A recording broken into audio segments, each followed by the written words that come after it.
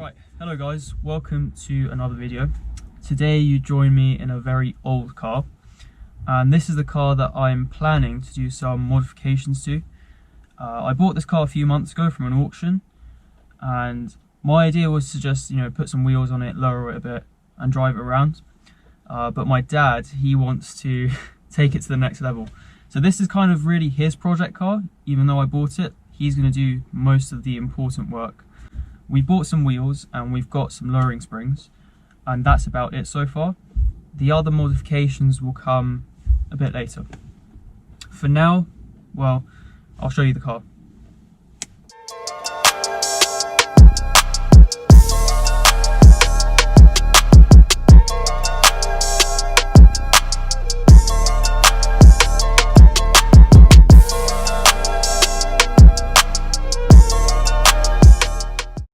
Alright, so now that you've seen the car, I can tell you it's a Renault 5 1.1 with a carbureted engine.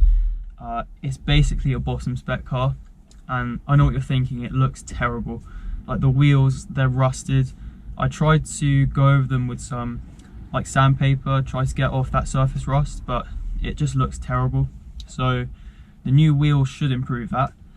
The bodywork isn't too bad, it's a solid shell, so there's no rust. Some of the plastics outside has got these really big plastic bumpers. Even the side skirts is just big plastic panels. Doesn't look great, but we're hoping to change that, make it into a bit of a sleeper, make it into something interesting. The car is from 1986. It's a D reg, so it is old. But when you drive it, it doesn't feel that bad. Everything feels solid. The gearbox, it almost feels like just metal clanking together, but it's actually quite nice. It's nice to use. It feels solid, which is surprising for such an old car. The interior, well, it's comfortable. The seats are comfortable. The door's got a bit of a problem. It doesn't really like to shut. Steering wheel's huge for the cabin, but overall, I really like the car. It's a very charming car. I don't know, I have a thing for old school classics, but for some reason I just like this car. There's no objective reason to like it. It's a 1.1 Renault 5. But for some reason I don't know, I just gel with the car. I've driven it around quite a bit now, and I just feel like it gives something that modern cars can't give, and that's character. I mean, right now I'm driving a Toyota Aygo, and that's the same level as this car when it came out, just a small city car. Right, so here's the interior of the car, and it's quite interesting. You've got a old style radio there. You've actually got the original handbook that came with the car, which is, I don't know, it must be rare for a car to come with this sort of thing. An owner's manual. It's got this as well, it's a manual for the radio. So yeah, that's much older than me. But yeah, the interior's there. You've got back seats, obviously. Those might be going. I actually like the idea of keeping the interior stock and even the outside. But yeah, so let's try and start it. Well, that's how you know it's a classic car. It doesn't start. Well, it does, but it needs jump starting basically. So I'm going to do that now.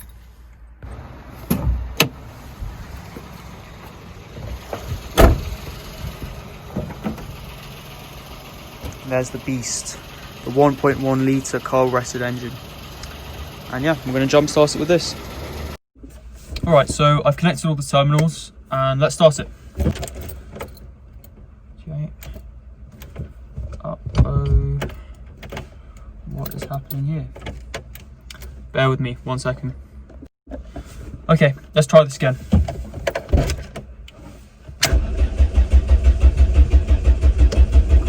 Pump the throttle. Give it a bit more choke.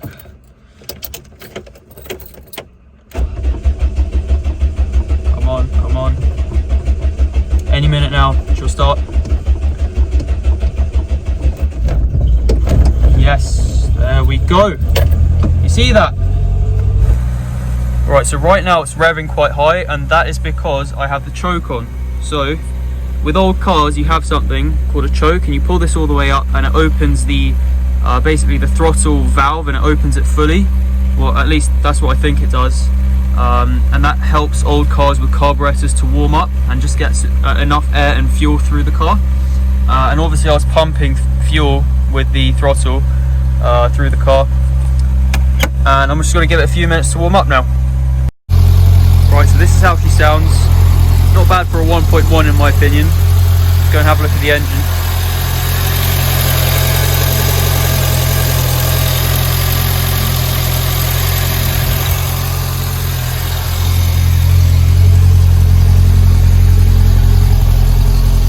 Got a bit of rust there, but nothing major.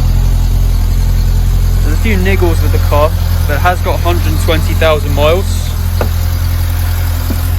So you see there, 120,000 on the clock, which was in surprisingly good condition for that mileage.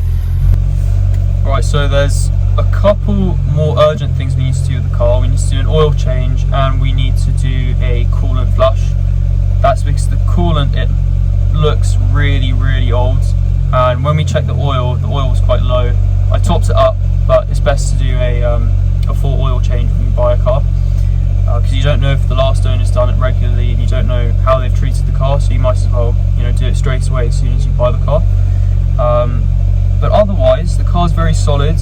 From the outside, it's got a couple of dents, couple rust spots, but nothing structurally. So yeah, it's a good base to start something interesting with. Thank you guys for watching. I hope you enjoyed this video. If you did, please consider subscribing. Please like the video, share the video. Thanks. Bye.